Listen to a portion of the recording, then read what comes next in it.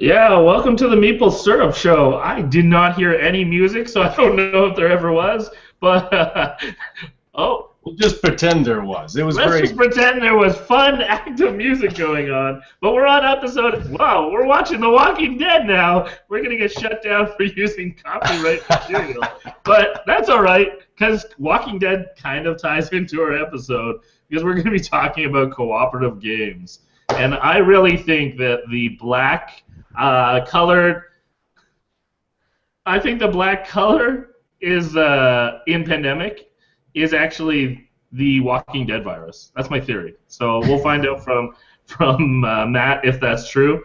Yeah. So on that note, who else is with me here? Who else is on this wonderful show, Dylan? I, Me? Holy! I'm glad that you told me I was here. Hi, I'm Dylan. I'm here to cooperate. I'm here to cooperate with you all on this episode on cooperative games. I am very excited. This is awesome. Then again, I'm always excited about things. So, what about you, Sen? You're here too. I'm actually excited that I clicked the wrong button for sound channel, so that is what happened. And then once the VLC just went through my playlist, so Happy Walking Dead, which actually kind of leads into our guest today. So we'll talk about that a little later. Not that they're The Walking Dead or anything, but No. there's something. We are not The Walking Dead. I No, don't they're want not The Walking to Dead. let our viewers down, but I mean, I will give a shout out of who they are because we're going to be talking about cooperative games, and we have Matt Leacock on the show, and we also have Jonathan Gilmore, co-designer of Dead of Winter, which is a fantastic cooperative game. It's the new hotness. I think it's up to rank 74 on the Board Game Geek, so it's flying off the charts. And then obviously every game Matt designs flies off the charts. If you're familiar with Pandemic or Forbidden Desert or Forbidden Island or Pandemic the Cure, I mean the list goes on. So I'm looking forward to talking to them. But before we get there, I want to hear what games you guys have been playing. So Dylan, why don't you start us off? I heard you got a recent game purchase this week. Well, actually, I just bought Machikoro today, so I'm looking forward to play that. But the past week, I have been in Calgary, my homeland, and playing some protos with some artisans. But we also were able to squeeze in a rather nice game of X-Wing. X-Wing's an awesome game. Excellent. How about you, Daryl? What have you been playing? Well, actually, I mean, I was with you a lot this weekend. I went to Castle Con on Saturday and got to demo the Walled City to some people. I also played a bunch of games. So I got to play Pressure Cooker, which was a fun real-time cooking game. I got to play Nothing Personal, game designed by Tom Vassell. It was hilarious, where you're like knocking people off from the mob, trying to work your way up to the top. I'm trying to think what else I got to play. A bunch of games there. And then I got to go down to Forest City Comic Con and demo and talk games. But Sen was there as well. So why don't you tell us a little bit about Forest City Comic Con? Forest City Comic Con in London, Ontario, my hometown, and Daryl used to live here as well, was amazing for the very first time it ran. It was in the London Concert Hall. What is it called? Centennial Hall. Thank you. Sorry. Centennial. Nobody except my own brain. And there were apparently over 2,300 people at the gate, which was great for a first time. I think they've already grown out of the venue, and next year maybe looking towards bigger and better places, hopefully better lighting, hopefully more thoroughfare for space for the large amount of traffic, hopefully a two-day event, and hopefully the guest doesn't cancel. The main guest, Ron Glass from Serenity and Barney Miller, two very disparate shows, unfortunately had to cancel. And it would be really nice to get a dedicated board gaming or gaming room where video games, role-playing games, and board games could be played outside of the general hubbub of cosplaying and the vendors. Other than that, it was great. I got to play a lot of great games this weekend. So I played a lot of Camel Up, a lot of Enigma, a lot of Carcassonne, South Seas, Pocket Battles. As you can tell, I was demoing specifically for Z-Man. And then I got to play a lot of my games at Forest City Comic Con. And then the day after Forest City Comic Con, we actually took the con, or a few of the panels and a few of the vendors from the con up to the college that I work at, Fanshawe College, and got to have a mini con there, which is pretty cool as well. And hopefully we'll do that next year and have better advertising so that more people come and whatnot. So I got to play a couple games there as well, Takenoko, Alhambra, games like that. So it's fun. Anyways, at my house, we've been playing this lately. This is Adventure Maximus, which is a role-playing game for specifically for children, and my kids already want to start running their own adventures, so it serves its purpose well. Dylan, I know you have something to say about your other hometown. You're now in Ottawa. I am in Ottawa. My original hometown is Calgary, but now in Ottawa, as you may have known, we have had a fatal shooting. It happened at the Cenotaph, about 3 blocks from where I work. We were in lockdown all day, so I'm pretty beat. But I just wanted to say that the situation in the show today is really appropriate cooperation, because really that should be the response to this. The objective, of course, to any kind of act like this is to change our way of life, and we shouldn't do that one bit. We should go back to being cooperative. How can we teach our children about forbearance if we practice vengeance? We have to be able to turn the other cheek on this one and really go forward together.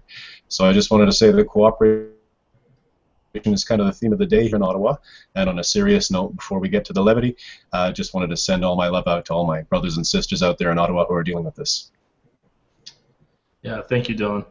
Yeah, really, it's a tough time, but the beauty of games is sometimes we can find some levity from those real-life things. So let's, on that, turn gears a bit and start talking to a couple amazing game designers that have willingly, I don't know why, but I'm glad that they did, willingly offered to come on our show and tackle the interesting design restraint of cooperative games. So first I want to welcome Jonathan Gilmore, co-designer of Dead of Winter. John, do you want to say hi to our audience? Hello, everybody. Excellent. And as well, on our show, John, you're really in the dark, so you're going to be our man of mystery. Yeah. And we might even have future John Gilmores on the show, and no one will be able to tell the difference. But we also have Matt Leacock. Do you want to say hi to our audience? He could if he had his microphone on. Oh, no, he's muted. Yes, up there. Yeah. Clearing my throat. Well, hello, everyone. There, how's that? Excellent. We're having technical difficulties this episode, but stick with us because we're going to have a great show. And I'm going to throw it right off the bat to Sen. I know you got a great question lined up. Why don't you start things off, get the questions flowing? I do have a great question. My first question is for Matt. Matt, I've seen pictures of you standing next to the designer of Imperial Settlers, and I'm just wondering exactly how short are you? Wow, we're going to kick it off with that. Yeah, we're going hardcore right off the bat. I'm about 6'8". Ignacio's that tall. No, I'm 5'7". Okay. So Ignacy really is tall. He's taller than I am. Let's put it that way. That's pretty good.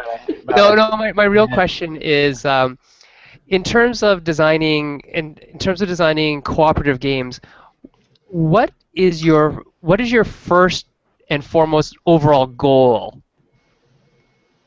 That's pretty broad. My goal, well, I don't have a goal for designing cooperative games. I typically have a goal for any given project, so it depends on really, before I start on anything, I try to come up with a creative brief and try to figure out, who's my audience, what am I making this game for? So sometimes it's just me, or I have some kind of crazy itch I need to scratch, and that was the case with Pandemic when starting other games, though, like Forbidden Island. I had a very detailed brief about, I need a cooperative game for kids, kind of a gateway game, really accessible. At the beginning, it was supposed to be a card game, and so it varies quite a bit. I'm working on Thunderbirds right now, and it's a license, so really want to appeal to the fans of the show and try to capture the magic of that television show. So it varies quite a bit. I just really want to serve the people that the game is intended for. Excellent. Dylan, your question. Yeah, well, I kind of wanted to go to John on this one because obviously your kind of first game here, your first big game is a cooperative. Now, was it? Did you intend your first design to be a cooperative? Did it draw itself to you as a cooperative, or did you start with other interests? Oh no, it had always been a cooperative from the start. With that betrayal aspect to it, because that's one of the things that's always appealed to me about zombie media, and that I wanted to focus on that was it's a group. Generally, the really good stuff is about a group of people who have to survive together, but they also have their own best interests. Maybe not best interests of the group, but they all have their own agendas that they're trying to fulfill. My wife and I, we played tons of Pandemic and other co-op games, so it's something we've always enjoyed. So it's one of the things that inspired me. But yeah, from the start, it was a co-op game. Excellent, interesting. Well, I'm going to just start it right off. There was the jokes online, but I'm going to establish it right now. Every time we say alpha gamer, I'm ready. Take a drink. But we might as well just jump right into that question. If anyone has questions they want to ask on Twitter, on the chat, send them my way. I'll be keeping an eye there. But let's start the question. Matt, how do you deal with alpha gamers? What have you learned seeing this dilemma with co-op games? Well, I guess there's a lot of different answers to that. I think at this point, when I'm doing game design for co-ops, I try to mitigate it somewhat. So there's certain play patterns you can use to reduce the effect of someone trying to dominate the conversation. At the end of the day, though, it's you're dealing with humans, and you gotta pick the people you're playing with. Some people are better at it than others. In the same way that you don't write a rule that says don't cheat in this game, or don't be a dick, or don't gloat when you're done. You can give people some suggestions. For example, we suggest that you don't move other people's pawns without their permission, or Right. just kind of mess with their autonomy. There's other things that I like to do to try to give people a sense that they're special, or that they have autonomy in the game. Some of them are simple, like, hey, you've got your own pawn, which was not the original design of Pandemic. When I had it very early on, everybody was just moving a collective set of team members because I wasn't sure how to if it would work otherwise. Other things, so Pandemic: The Cure is coming out, or just came out last week at Spiel. In that It's game, already in stores here. yeah, I think select stores will have it. Hopefully, it's in every store. I'm not sure if it's made every shelf, but yeah, call your fine local game store. In that game, you've got your own. What's that? At my appliance store, yeah, it's there as well. Oh, cool. In that game, you've got you've got your own dice, and they're your dice. You get to hang on to them. No one else gets to touch those dice, and so you do feel like they're yours, and you've got more control over things. And I found that the quote syndrome is less severe in that game. There's bigger things you can do, though. I mean, that you can lots of. I mean, I think this is a rich space that people have really been exploring. You can have trader elements. You can have real-time elements. You can have information. Private information. You can throw all sorts of things at the problem. I like to have games where people are really working together and cooperating, and so I tend not to throw that stuff in there because it would really change the nature of the game. I think that stuff is interesting. It's just not. As I mentioned, it just hasn't made the creative brief, as it were, into the games that I've been designing. You can't really just throw a real-time element at a game and not change it pretty fundamentally. Sure. Although, I'm interested in those things. I just haven't done it yet. So I think that this is kind of a good lead-in because you were talking about you want to get people working together. And a bunch of designers and I, within the artisans especially, we've talked a lot about the idea of pure cooperative versus semi-co-op. So I kind of want to throw this to John because he includes the evil, the dark tower, as it were. So where do you sit on the whole pure co-op versus semi-co-op? I mean, obviously you designed something that could be termed a semi-co-op, but where do you sit on that spectrum? I mean, personally, I really enjoy both. There's not one that I prefer more than the other. Obviously, we kind of are calling it meta cooperative with this because it's not really semi co-op, there's many different subsets of people that can win. It could be everybody wins, one person wins, or 3 out of 4 people win. Most semi-co-op games are kind of, it's cooperative in that we're going to lose and we don't work together, but this one person is going to win. And we wanted to go more towards the fully co-op aspect, but still have that trader element and the personal agendas in there.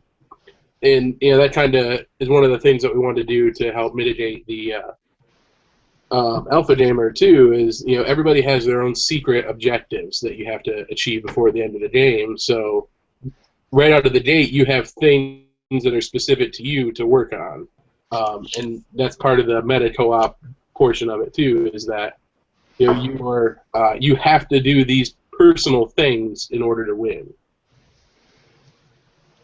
Let's move it over to Matt actually, and why are you focused on or currently focused on purely cooperative games? I've just been following the projects, so to date those have I'll just take Thunderbirds as a case study. In the show you've got super marionettes who are trying to save the world from disasters, and that's just the nature of the show. The whole team is working together and flying around the world, and it would make a whole lot of sense to do it any other way. I don't know what the next project will hold. I don't have a huge catalog of titles either. I've got 4 titles plus expansions, and to date, they've all been cooperative. But I'm also interested in competitive games as well. So I kind of follow the projects where they lead. I'd be open to trying something else. Right? I don't want to do the same thing or totally be typecast for doing pure co-ops. He said just for titles, just for hit titles that I'm sure any of us would be very happy to have designed. But let's spread the love here and go to Sandy. Well, actually, Matt, I had until one of the Gathering of Friends. One of your very first titles, I believe. Oh no! I did. I had Lunatic's Loop. Wow, 1 of 200. All right. But I gave it up at the prize table because I knew somebody would really like it. So somebody now has that collector's edition of Lunatic's Loop, which Matt handmade lovingly and sold in Essen. And I was lucky enough to get a copy, play it a lot, and then pass it on to somebody else to enjoy. But I wanted to talk about working with IP with you, Matt, because I have the opportunity to work with IP quite a bit. What's it like? First of all, I mean, the real question here is, do you think they picked you because they thought Thunderbirds would be cooperative and you're the master of cooperative games? What do you think? Yeah, that's basically how they pitched it to me. Yeah. And how is it going with working with an IP? What do you find is different than working with, just Pandemic, where you kind of developed it yourself? Well, I mean, typically, people are always asking, do you do theme first or do you do mechanisms first? And that never really made a whole lot of sense to me. I like to design them together. Usually, the ideas come in couplets or pairs, and I might swap one out for the other. With IP, you've got a theme, and so it's definitely theme first, as it were. And so it's a little different than I typically work, where I'm trying to find ways to embody the action in the show or in the license. So for this one, I mean, the big difference for me was just trying to I had to dive into the deep end of the pool and really consume just tons and tons of these shows and read the source books and read the comics and really fundamentally understand what was going on, and then try to translate that into a game. So that's a new thing for me. It helps that I really enjoyed the property, and it's just goofy and fun and different. So I think that's the big thing. Again, I'm not just kind of following some sort of notion of what might be good mechanically, which is my typical instincts. It's more of a you go shopping for stuff that's interesting and have to throw out a few things and try out some others until you get a good fit. Yeah, definitely. I think we're working on I know we're working on a game right now for Godzilla, and trying to merge all that we want to put into the game with what the IP holder will let us do is pretty interesting. And in fact, we're actually having a show next week all about working with IP, and one of the masters of that field, Kevin Wilson, will be joining us, as well as, I hope, Kevin Nunn. I have to confirm him still. Will be talking about working with other people's IPs. Daryl, what's your question? Yeah, actually, I got another question for John. I got to play Dead of Winter for the first time at Gen Con. It was hilarious. I got to actually tweet that I was the betrayer, and people were following, like Twitter-wise, me as I was trying to betray, but no one else at the table knew. So that was a really fun experience, and I pulled it off on the last turn and everything.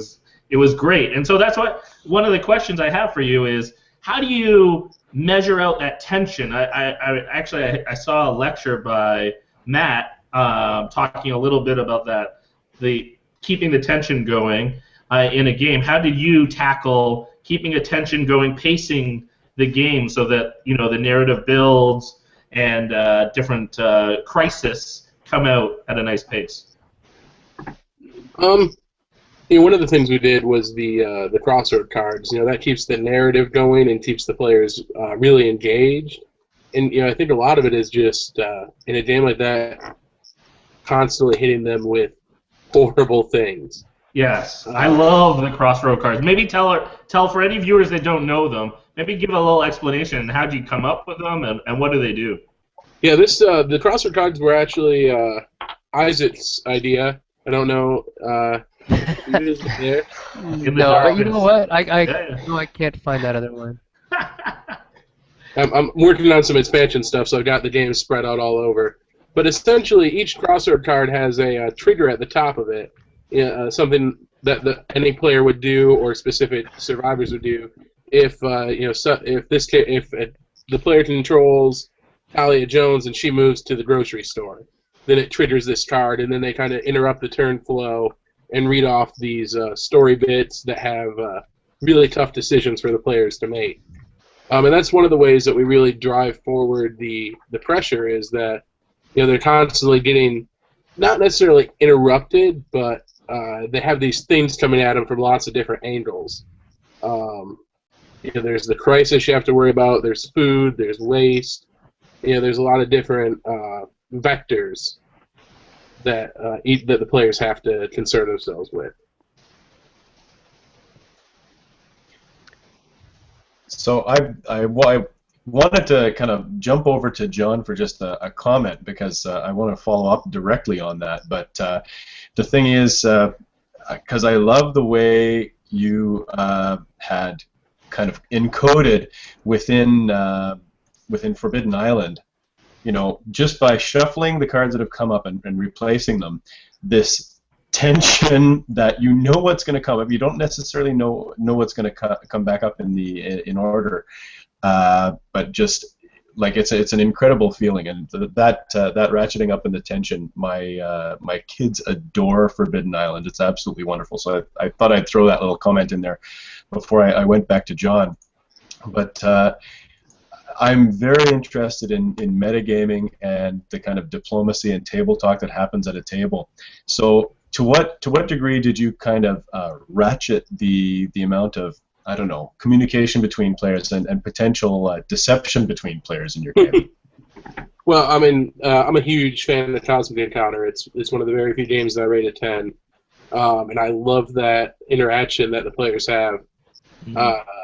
We really during the design process, Isaac and I read a lot about the psychology of survival situations, things like that, and we tried to do lots of little things to just constantly needle those the psychological pinpoints with people and try to trigger those responses within the game.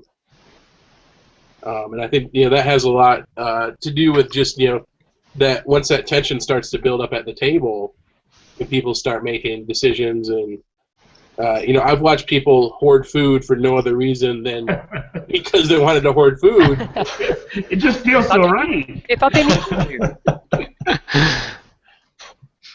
Yeah, as a psychology professor, I applaud that you're reading on. Matt, I wanted to go to you and ask you a little bit about, a lot of people have commented that, Forbidden Island is just pandemic light. Um, in your mind, is it? And then was Forbidden Desert a response to that to make something totally new for Game Right? Or in your mind, are they different games? Oh, I think of them as three very different games. I mean, there is a core mechanic or mechanism that's shared between Pandemic and Forbidden Island, and that the discard pile is shuffled and put back on top.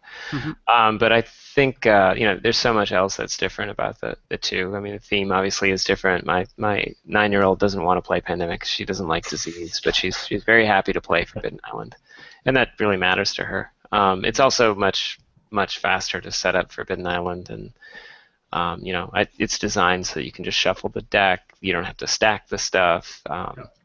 You don't have to put the cubes out. There's just so many. Yeah, and the edible toys. Strike that, they're not edible. Nobody choke on them. The artifacts. I mean, the little fire that you want to put in your mouth because it looks so delicious. It's designed for kids, and it's in a tin. There's just so much about it that's different, but presentation-wise, and also I think strategically, it's a little bit more straightforward.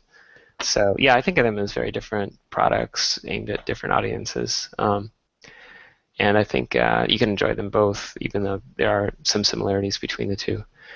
So Forbidden Island, I like being able to hand that off at a birthday party to someone that I don't know a whole lot, or that's new to gaming, because I feel like it's really easy to learn. It's very approachable. The rules are very tightly written, and there's just very little getting in your way. So if that's the gateway game, then Forbidden Desert was designed to be a little deeper, so that it's targeted more at gamers who have played Forbidden Island and want something a little harder. Mm-hmm. I did want it to be foreign to those who had played Island, though, so there's a lot of stuff that there's a lot of echoes. Right. But I wanted to make sure that it didn't feel like a just the same thing in a new box with a new theme. So although the components are similar and it's an action point allowance kind of system, I think the strategy involved in that game is much deeper. I personally find it harder than Pandemic, especially on the harder levels. They really make the veins pop out of my head. In a good way. Yeah, I mean there's so many different combinations between the equipment cards, the tile effects, and the roll powers, that in order to actually win that on the hardest levels, it's extremely difficult. So, but the rules themselves are just about as accessible as Forbidden Island. Mm-hmm. So there's a lot of different things that we're aiming for. I mean, really to make it feel like a sequel, to provide more depth, open it up to a broader, well, maybe not a broader audience, but be like the next logical step for gamers as well as families who had already played Forbidden Island and wanted a little bit more. And then I just put in more combos which made the players more powerful, which allowed for a higher ceiling on difficulty, as it were. So you could get more replayability out of the thing. Excellent. Yeah, actually, we got a question from John. For Matt, jump in, man. Yeah, Matt, I always wondered, during playtesting, did you target a specific win ratio during all your playtesting on the games? We had a very specific win ratio in mind with Dead of Winter. Okay. In the past, I've said 30% off the cuff. I really don't have a target number in mind, other than I don't like it when people play it the first time and just walk away with a win. Yeah. I like it to be close, but if they're really, really struggling, and basically I just wanted it to be just out of reach on the early games, on the earliest settings. That's what it does, absolutely. Yeah. The win ratio is a little bit lower than I would have imagined people playing Forbidden Desert, but I think it's because they come in, they played Island, and they've played Island on Legendary, and they win, so they go, well, I'll play Forbidden Desert, and I'll put it on Normal, or I'll put it on Heroic to start, and they get their butt kicked because there's basically a new set of learning that needs to happen. So really, you should start the thing on Intro, and then learn from there and go up. So I think that accounts for some of the effect. No, that was a great question, John. You might be replacing me for asking smarter questions than me, but I'm gonna go for the low hanging fruit. You already mentioned, John, that you're working on an expansion, and also I've heard rumors or whispers of Crossroads. Here we've heard a little bit about how Matt has evolved and created some games that he learned from and then learned ways to change them. How are you going to change from Dead of Winter for expansion and future Crossroad releases? Well, in the expansion, I want to add a little bit of new stuff, but I want to give the players more of what they really like. So it's going to be lots more of all the stuff that's already in the game, just more variety, more survivors, more objectives, with some little surprises in there too. But I don't want to add a huge new layer of complication on it. Oh, that just sounds like added fun. Yeah, exactly. That's what I want out of an expansion. With the other Crossroad games, Isaac's working on the next one. He's full time with Flat Hat. Okay. I have a little bit less time for design because I work and have a family and stuff. But he's working on that. I'm working on the game after. He's doing the space-themed one, Yeah. and then I'm doing the Deep Underground one. Oh, scoop. Nice. Is that why you have no lights on? Because you have to save money? Yeah, I just at night I just sit in the dark and get ideas. We're not allowed to see all the components back there. Yeah. Oh, all the that's why. plans up on the Top wall. secret. Gil Hova on our feed was really happy that you actually showed us your secret zombie-proof bunker. So, Dylan, I think you have a question? I actually, I'm going to go to Matt on this one, and this is me trying to be all philosophical and stuff. But regular games up until the point where we actually had this wave of cooperative games. It's about competition. There's a winner. There are losers. There have been kind of semi-co-ops, but it seems like there's always some form of competition. So, in your mind, if games had heretofore always been about competition, and that's where the fun came from, where does the fun come from in cooperative games? Oh, I think there's competition of a sort. I mean, you're competing to win, right? I mean, it's just that the player you're playing against is embodied in cardboard, and it's I think that there's been a rise in popularity here because we've just come up with some. Designers recently have come up with games that are more engaging. That is, they're difficult and they provide waves of fear and hope. Tension and release. I credit Knizia Lord of the Rings for kind of showing me that where you play that and you get really, really drawn in and you're just moving around cardboard. It's not a human opponent that you're fighting against. He did a great job of really playing with your emotions as you experience that game. And I think designers prior to that really hadn't really mastered any of that. Most of the ones that I had played were nicey kind of educational affairs where let's all farm together or whatnot. And so John's got a game where there's a lot of peril. I mean, my games have a lot of peril as well, right? There's fear of drowning. There's fear of being buried alive. There's fear of dying of horrible diseases. I think, we're tapping into some emotions that players really, they fear and they want to overcome. And that peril, I think, is one pattern that you can apply in a cooperative game. The awesome thing that I'm hearing from kind of both of you is that you're talking about this extreme emotional complexity in both of your games and a deep psychology. So to what degree do you think that it's perhaps that emotional complexity or diversity that you see in a cooperative game that is perhaps the hook? I don't know if it's the diversity of emotions so much as it is the modulation that you have these little breaths where you think, oh, I got this, we're gonna win, and then you get kicked around a little bit, and then you get a little bit of mastery, and then another epidemic card comes up, or a Waters Rise card comes up, or what have you, or You get buried under the sand. I'm sure there's equivalents in these in these other games. So just you feel like you've mastered it, and then you take a few steps back, and this kind of like push and pull and up and down, I think is one of the things. And then like a good story, a lot of them have rising tension. So those are typically the two things that I'm looking for. If it is multifaceted, so much the better, but that hasn't really been something I've been cognizant of as designing it. Yeah, well, that's hilarious that we're already talking about it because we have a question from one of our viewers, Jesse, who asked, what is the most important experience, feeling or emotion to a great co-op game? I'm going to throw the question back at you, John. What do you think on that? It's the little triumphs. Kind of like Matt was saying. I mean, you get beat down and beat down and beat down, and then you pull off this. When things start to come together, and you get this swell of hope, and you're really everything's starting to go right, and then you get beat down again.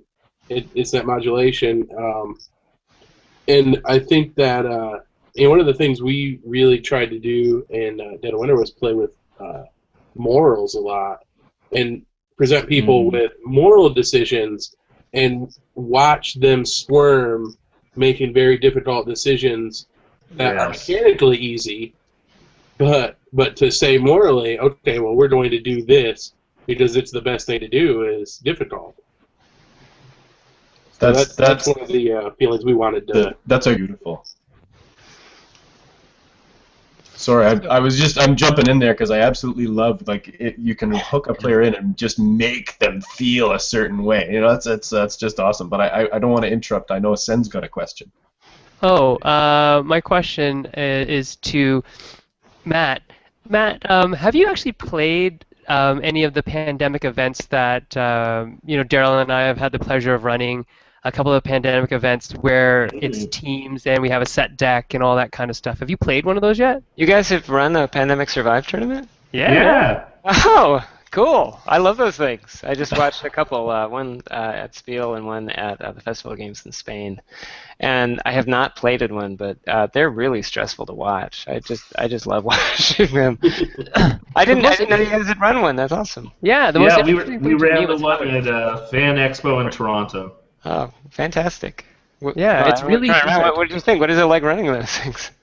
It's fun running it, but it's more interesting watching the players make decisions and watching them all have the same thing to decide about, pretty much, except for very small decisions that they've made differently than another team that ends up with this outcome that is completely different. So it's really neat to see how the game unfolds differently across these multiple, parallel dimensions of pandemic world or whatever. I was really surprised how quickly the boards diverged. Yeah, well, it's fascinating. It's like on turn one, it's like you see this, turn two, certainly everything's just completely different across the board. Yeah, it was really fascinating. I got to do the role of up front, calling things out, and then different helpers are watching and helping. A couple teams here and a couple teams there. And it was hilarious to watch even the build up that people got from their neighbors. So it was they had the tension point of their own game, but then they also had the tension point going on of seeing other people getting cures and other people falling off out of the tournament per se or the experience. So I thought that added a whole nother fun layer. Yeah, I mean it was really amazing at Spiel last week, just watching the winning team, this couple, and they were just almost hysterical at the end. And just the relief and just the practically screaming at the end. Absolutely. It was which was pretty cool. Just to describe it for viewers, anyone who hasn't seen it, it's done up hilarious. So everyone's in these pairs beside each other, and they have these screens blocking so you can't see the other people's boards, and someone's calling out, as the game goes on, what you have to affect, and then players get to make their individual choices. But even all the people around are dressed up in these dock uniforms with masks, and you cover the board up with biohazard mats because it's gotten too critical, and so just all around great experience. That's great. And we're cheering all the time.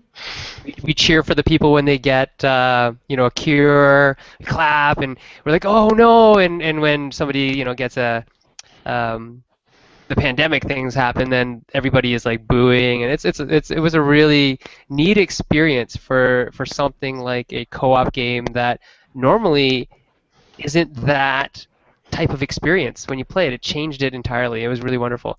Daryl, you have another question for John?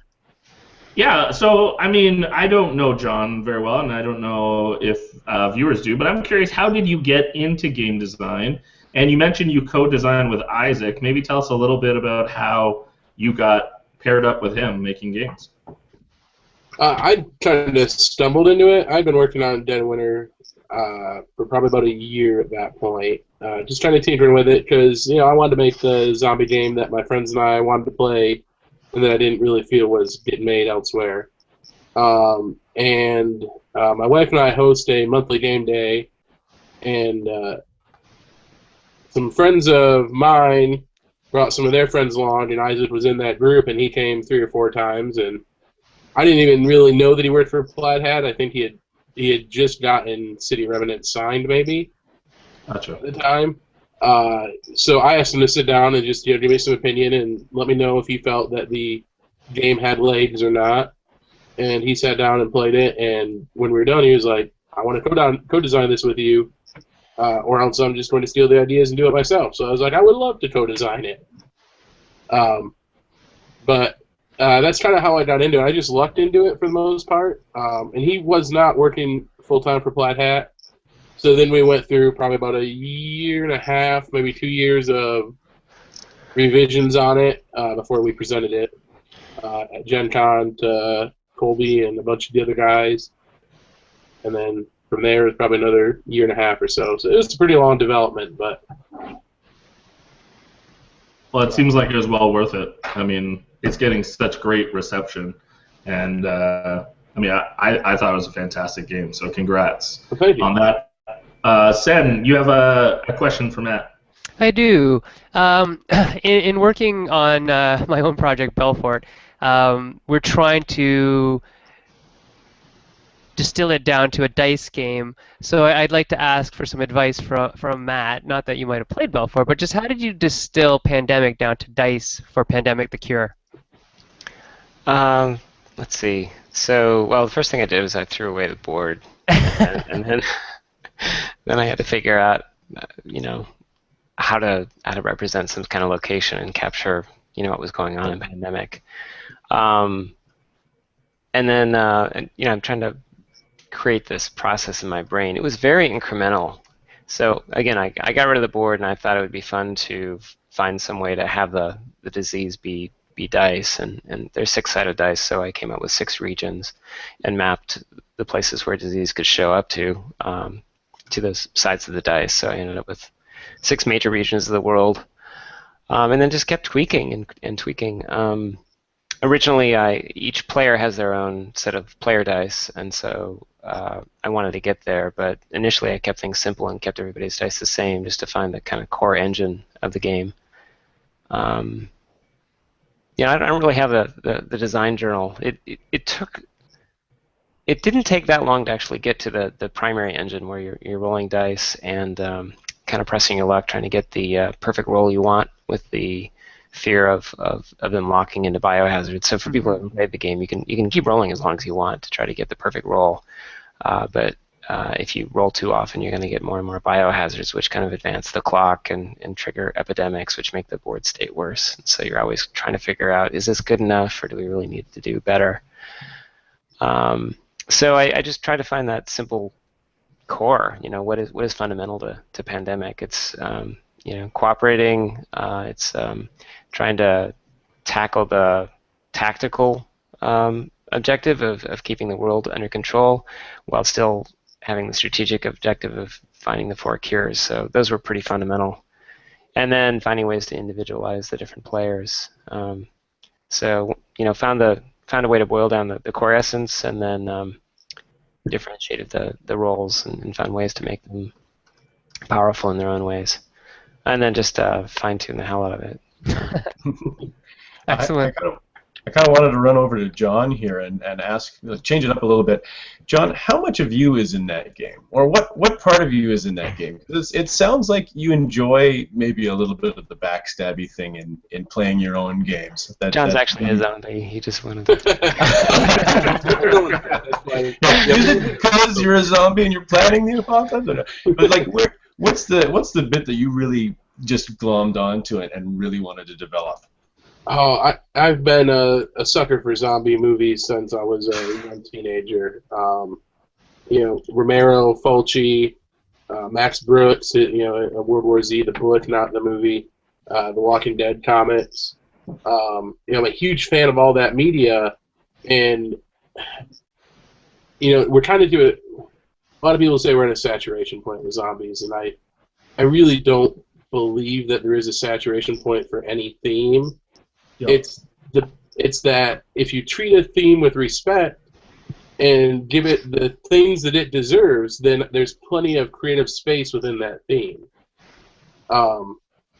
So I really wanted to do that. I want to give it the respect and the love that I had for all this media, and try to do the things that the best of those media do, and let people experience that. Yeah, it's not like someone who goes to zombie movies is going to stop going to zombie movies at a certain point. Yeah. Right. I mean, I still watch all the horrible zombie movies that come out just because one or two of them are going to be really good. Yeah. Absolutely. I've always said that there's no real bad zombie game. It's just certain games rehash the same mechanics over and over again, and that people might be tired of playing zombie games in that specific way. And to me, Dead of Winter really took it out of its original, of the kind of standard elements of point-to-point movement and mashing zombies up, and turned it kind of into the human element of it, which is wonderful. And that's what the best zombie movies and books are about. It's about that human element, the survivors, and exactly overcoming the horrible things. The zombies are just this set dressing. They're not difficult to kill. They're not difficult to evade. It's just this overwhelming, constant threat. Right. So along those lines, I mean, you mentioned space in the theme, and that you love and respect that. I want to go back to Matt, because I'd be remiss if I didn't ask about Pandemic Legacy, because I'm very excited about you exploring and bringing to life that. Could you tell us a little bit about what it's like trying to design now a legacy game, and also what it's like to work with Rob? Oh, it's been really fun. I got the seed plan into my head and started to think about all the different possibilities, and it was pretty hard to not do the game. So I contacted him, and he just wrote back with a big yes. He was very excited to work on it. I think we've been working on it a little over a year now. It's been a really good collaboration. We've got very complementary skill sets. He's really amazing at story. He's a very good writer. So we kind of split down a lot of the tasks and bounce ideas back and forth. Been able to meet up with him in person a few times too, which has been great. So I'm trying to think the other part of your question. So yeah, working with Rob has been fantastic. And well, that's fair. Well, actually, I got a follow-up question. Sure. I am super excited about it. What are some of the new challenges that maybe you didn't anticipate, or you did, with trying to make a co-op game that's legacy? Because this is a first. Yeah. So I like to bring a certain amount of rigor to playtesting, and so I do a lot of videotaping of people playing remotely and analyzing the tape, and noting down findings, etc. When you've got a game that's 12 to 24 sequential games, 45 minutes to 60 minutes a pop, and you've got a number of different play groups. That's a lot of time. So that's one thing. Just the sheer amount of time required. It takes a while to make a prototype, as you might imagine, as well. So it's a lot of work. It's also really rewarding. We're able to fold story into a game in a way that I just never been able to do before. So I'm very excited about it. It's kind of like liken the game to a TV series where each game is like an episode, and the whole game plays out over an arc. That's neat. So it's just a lot of fun. It's very cool. John, what about you? How do you do your playtesting? We did a lot of internal playtesting and a little bit of blind playtesting, taking around some conventions. Then we kind of opened it up to the internet, and we got about 100 groups involved in the final playtesting for Dead of Winter. So we essentially sent out all the game files to about 115 people that each had their own group, and said, you guys put this all together, get 12 games in or 10 games in the next month, and we rewarded them for it. But we had a lot of games played in that month, really nailing down all the balance and mechanics. I kind of wanted to come back to a topic that, because I remember a long while back watching Matt on Google Tech Talks way back when, and I wondered if you could just give us a brief summary of a couple of the topics you touched on. Okay, so that was like 6 years ago. Cooperation and engagement. That's what you were talking about. Cooperation and engagement. What board games teach us. I was at Yahoo at the time. I think so. That talk broke down in a number of different sections. I think the first part of it was around accessibility and just ways to make your game easier for people to understand and play. Like deal with color blindness issues and watch them as they play and see where they're tripping up and don't interrupt them when they're doing things wrong. So a lot of it was around that. Just using design research techniques from user experience design of software and applying it directly to game design. That was one big piece. I also talked a bit about the flow channel and making games difficult enough but not too difficult. So that's a different kind of modulation. We talked about modulating between hope and fear. This is more about between anxiety and boredom. So providing enough challenge so that you feel like you can. Well, it's not boring, but not too much, so that you don't feel like it's insurmountable. And trying to keep people in that channel, going up and down, and how Pandemic was designed to increase that over the course of a game as epidemic cards come up, and then also over the course of many games as you achieve mastery, the number of cards would need to be increased in order to keep you always struggling to move forward. And then I think the last one just touched a little bit on trying to think what I call it, embodiment, like how important it is to actually put your players into the game. You don't really see that with poker so much, but with other games, like John's game, for example, you're in the game, you're represented by a token, and players relate to that very strongly, and you see that in a lot of modern board games. Yeah, I thought that was a great video where you talked is it true Pandemic was just 3 gray pawns originally? Yeah, that's right. When I was developing it early on, I think I was just kind of hung up that I didn't actually think it would be you'd have enough to do, or that you wouldn't be able to touch enough parts of the world. Maybe the movement system wasn't completely fleshed out. So when I was pitching it to Days of Wonder at the time, and they're like, yeah, you probably want to make each player be their own pawn.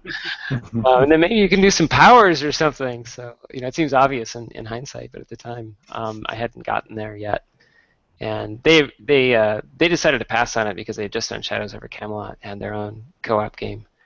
But were very encouraging. So yeah, I took their advice, and roles became a very important part of the game after that. Excellent. Jonathan, I wanted to ask you about this. What's up with that? What's up with that? Yeah, tell me all about how Colby got in the game. Other than Kodiak Colby, he's just so sexy. He is. See, when you're in the business and you're calling the shots, you can put whatever you want. Did he choose the hat? That's not his regular hat. That is not the regular plaid. In fact, the hat's not even plaid. I know. What's up with that? What's up with that shirt? We're big fans of promos. Like to reward people who pre-order, and it's better for us. We wanted to throw in something that was a little bit of fan service. So there was a running joke on the podcast about Colby had made the statement that he didn't think if he ever came across a bear, he would just hop on his back and wrestle it. There were some comments they started calling Kodiak Colby. So we threw in the game as that, just to reward the listeners of the podcast, and Yeah, his crossroad card's fantastic. I don't know if any of you guys have seen it come up yet, but Yeah. Very Yeah, no, cool. I've seen it. It's a good time. Going back actually to Matt, you were talking a little bit about those talks, and I remember actually hearing you also talk, I believe, about like storyline building. Like, I think you had read some book by maybe like Rob Laws or someone about like pauses and stuff like that. And I know this is Dylan's thing for sure. So I gotta trigger this again and bring you back. Tell us a little bit about story building and how that can be part of game design. Yeah, we touched on it a little bit before. So I was recommended a friend of mine recommended that I read Hamlet's Hit Points by Robin Laws. He does role-playing game design, and his big thing was about hey, if you want to have an engaging role-playing session, you should follow the rules of screenwriting and have emotional engagement by having upbeats and downbeats in your stories. And he goes ahead and breaks down Hamlet and a couple other, I think there's a James Bond movie and one other show, and just does beat analysis, breaks each scene or beat in those movies down into 9 different types. And I was able to look at that and go like, hey, you could apply that directly to board game design. And my friend Chris Farrell was talking about how Pandemic succeeds because it has those up and down beats. So I did analyze that and thought, wow, this is a great tool for the toolkit, and made that part of a talk that I gave at LinkedIn, and talked about not only works for board game design, but it could also work for user experience design to create more engaging flows or what have you when you're engaging with software. Excellent. John, I just wanted to ask you one more question. What other games are coming out from you? And what is one tip that you would give to a novice designer? the biggest tip I'd give to any novice designer is just play test the hell out of your game. You're never done play testing it, and even when you think you're done, play test it more. I think that's really important. I have a couple other projects that I can't quite announce yet. I got some really lighter, fun stuff that I'm really excited about. Like I said, I'm working on the expansion for Dead of Winter, so that's going to be more good stuff. And it'll probably be 2 more years before you see the Deep Underground game. But no stranger to Deep Underground games in the Game Artisans of Canada, let me tell you. oh yeah. But yeah, that's a little underground joke. But no, back to Matt. We've heard a little bit about what you're going to be doing in the future, and I am going to ask you for a tip for novice designers. But I also kind of want to know either what you want to do or some inklings for games that you've got in the future, stuff that you haven't already talked about. Yeah, it's a good question. I need to do a little soul searching myself and figure out what the next projects are. I mean, I've got some stuff on the docket, obviously. I got Pandemic Legacy and Thunderbirds to finish up. I've just recently gone full-time as of July, and I've been very busy on those projects. But as they wind down, I'm really, I've got this blank sheet, and I want to do a little bit of, I want to protect some time to do some new projects, maybe some smaller ones. I'm really into simple games, simple kind of gateway games, so I may do some experimentation. I've got this this image of game designers as having a trunk full of all these prototypes that are half done, and I don't have that trunk full of half done prototypes. I'd like to do some sketching and some experimenting and kind of build up a bit of a portfolio of games at various different stages, so that I don't end up at the end of a sidewalk with nothing to work on. I mean, that's not really something I'm worried about. It's just I think I'm kind of relishing the idea that I'll have some time to really start sketching again and working on some new IP. Excellent. Well, we are looking forward to the great games that you guys are going to be designing. We already love many of the games that you've put out, and we just want to thank you for coming on the show, sharing with our viewers some tips and some suggestions and some inspiration on how to design great games. And so we thank you for being on the show. I also want to give a plug for the after show, which we'll post on Friday, where we'll chat a little bit more. And then next week, as Sen mentioned, we have an episode with the Kevins, Kevin Wilson, Kevin Nunn, talking about designing with IP in mind. So another great show lined up. Thanks again for tuning in, and keep designing great games.